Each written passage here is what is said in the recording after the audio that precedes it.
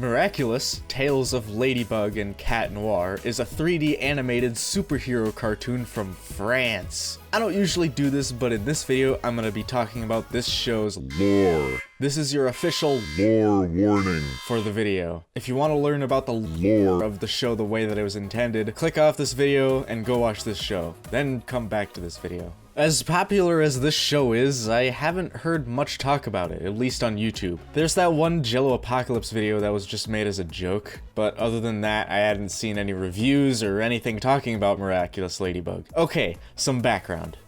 My ex-girlfriend introduced me to this show. I only watched like 4 episodes with her and I didn't think much of it. I didn't know anything about the show going in, so I didn't get the appeal in it. The animation was good, better than any 3D animation on TV I've seen in a long time. Hey there, Marinette. So, actually, I'm a huge fan of Jagged Stones, and I saw you designed his new album cover. I did. Crazy, huh? But not fantastic. Not like Pixar good.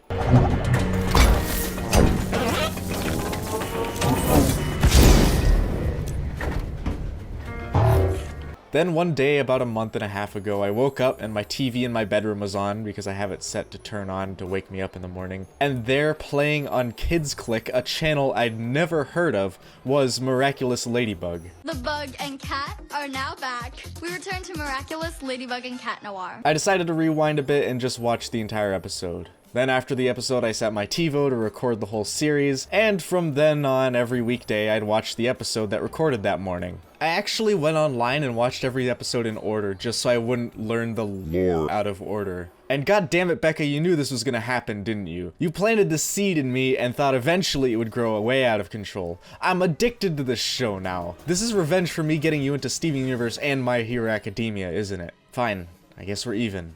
Let me get back on topic real quick. Okay, so Miraculous Ladybug is about 2 superheroes, Ladybug and Cat Noir. See the title if that's not clear. When they're not superheroes, Ladybug is a teenage girl named Marinette Dupan Cheng. In the daytime, I'm Marinette. Just a normal girl with a normal life. And Cat Noir is a teenage boy named Adrien Agreste. They both are in the same class in the same high school. Every episode, the bug and the cat have to fight a villain of the week type of bad guy possessed by the elusive hawk moth who wants to take their jewelry. These are called Miraculous. Roll credits. And they give Ladybug and Cat Noir their powers. Ladybug has a yo-yo with an infinitely long unbreakable string, and Lucky Charm, the power to create one thing during battle. Lucky Charm!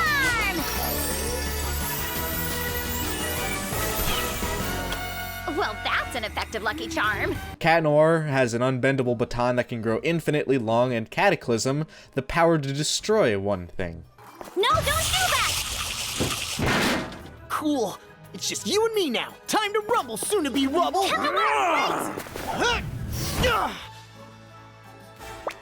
Uh-oh.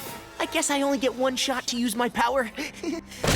Whenever they use Cataclysm or Lucky Charm, they have 5 minutes before their Miraculous runs out of power and they change back to their normal selves. Oh, did I mention this show has transformation sequences? Oh, wow. Aren't you excited to watch a full minute of Marinette turning into Ladybug and using her Lucky Charm? Okay, remember Ben 10? Do you know how every time he transformed into an alien that hadn't been seen in the show, there was this drawn-out sequence of his arms getting buff and his eyes turning color, and it was really cool? Miraculous Ladybug is like that, but they do it every episode, and it gets old pretty quick. They do it with the powers, too. Cat Noir just can't say Cataclysm. He's got a pose with a cool background and stuff. Cataclysm! I guess it was worse in Code Lyoko whenever someone got virtualized, but I didn't complain about that.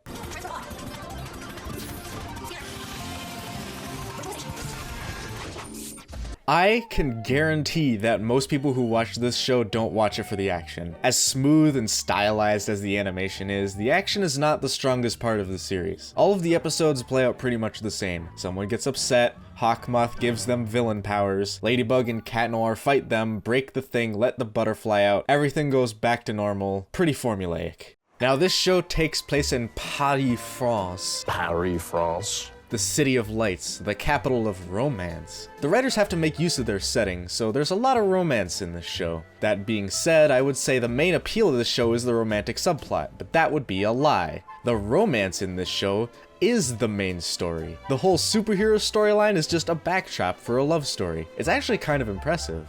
Marinette is in love with Adrien, but forgets how to speak English, or French if you're not watching the dub, whenever she's near him. May I? No, go away. No, I mean, go ahead. Please stand. I mean, sit. Thanks. Cat Noir is in love with Ladybug, but she keeps rejecting him because she's in love with Adrien. So this whole thing is basically dramatic irony, the cartoon, with everyone watching knowing who these two really are, but no one in the show realizing it. Now here's the obvious plot hole. How can these two not recognize each other in and out of costume, especially when they're working together to fight bad guys every day? How does Marinette's friend, Alia, who runs a blog about trying to find out who Ladybug actually is, who literally sits right next to her in class, not realize that Marinette is Ladybug? Well, there are two answers to that question. The first and laziest one is magic. The costume is magic and it messes with how people see you. The second and more accurate answer is shut the hell up, it's a cartoon, just deal with it and watch this scene, look how cute it is. Thank you for saving me. People are going crazy over this ad. You started an ad? I had no idea. That's awesome. I don't know about that. In fact, it's really quite embarrassing. Hey, all good now. I better get going. As involved as I've gotten into certain fandoms, I've never really been a shipper. I've never paired two characters in a show or book or movie together that weren't already written to be in a relationship. I've watched Adventure Time, My Hero Academia, and Star vs. the Forces of Evil. 3 cartoons notorious for having fans shipping characters left and right. Finn and Bimo, ship it.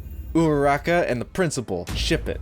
Marco's mom and the Goblin Dog Goblin, ship it. I always thought stuff like that would ruin the original writer's visions for those characters. I've never got the appeal to it. Now, it's hard to avoid that if the writers of the show are essentially popping out of your screen and telling you to ship 2 characters. Those two are made for each other.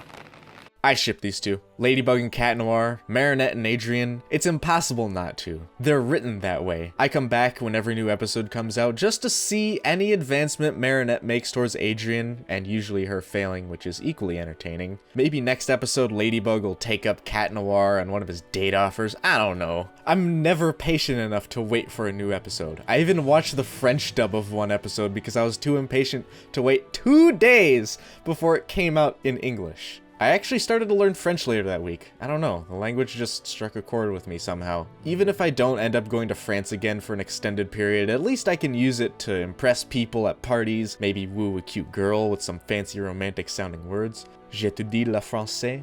Tu veux aller à ma maison? Side note, I was in France about 2 or 3 years ago. I didn't speak a word of French. It would be really useful if I did end up going back to France that I'd know some conversation skills, know where to ask where the bathroom is, know which subway to take, stuff like that. I got impatient enough to join this Miraculous Ladybug Discord server where they announce when and where you can find new episodes, and about then is when I had a really heavy realization. I guess what I was in would be considered an smart boy class. I don't know. I don't even know what I just read. Oh, John, hi. Hi, John. Hi, Source Matter. Hey, Peter Pan. Someone else explain it because I'm not explaining it again because, I don't know. I can't explain. I can, understand equations. I just can't explain them. I am not in the right demographic for this show. All the people in here are, teenage girls. I'm kind of glad I changed my profile picture to this joke image before I joined, so at least I kind of fit in. It's like if I went to my cousin's 16th birthday party and I'm surrounded by all these girls talking about teenage girl shit like high school and boys and Tumblr or whatever. I don't know what teenage girls talk about. But the point is, I'm at this party, I'm a 20-year-old man just sitting here. I can't talk to anyone because I don't know what these kids like and I don't want to feel like a creep. Marinette, do you want to know my secret? Adrien, I'm... A 20-year-old man on the internet who watches cartoons.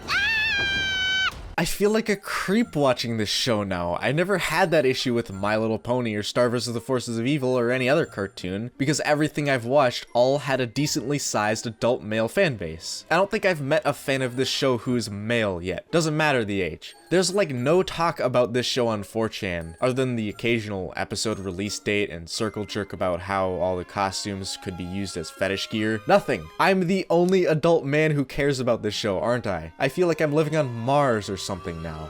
I don't blame teenage girls for liking this show. High school romance is a lot of girls' dreams, and with a kid like Adrian, let me tell ya, if I were a 15-year-old girl with a mysterious but not goth blonde male model in my class, I would have a big fat throbbing crush on him too. Adrian. And in the Cat Noir outfit, look at those muscles. Ooh, I get it. Teenage girls lap this stuff up. I'm clueless though. Whenever Adrian and Marinette get close, why do I get all giddy? Why does this kind of thing just rustle my jimmies just enough to make me keep coming back? Not just come back. Come back with excitement. Come back every time a new episode is released. Come back to that Discord server with all the teenagers in it. Why do I keep watching this scene when Marinette first gets a crush on Adrian, or this other one where they dance together and Adrian goes in for the hug and the music is just right?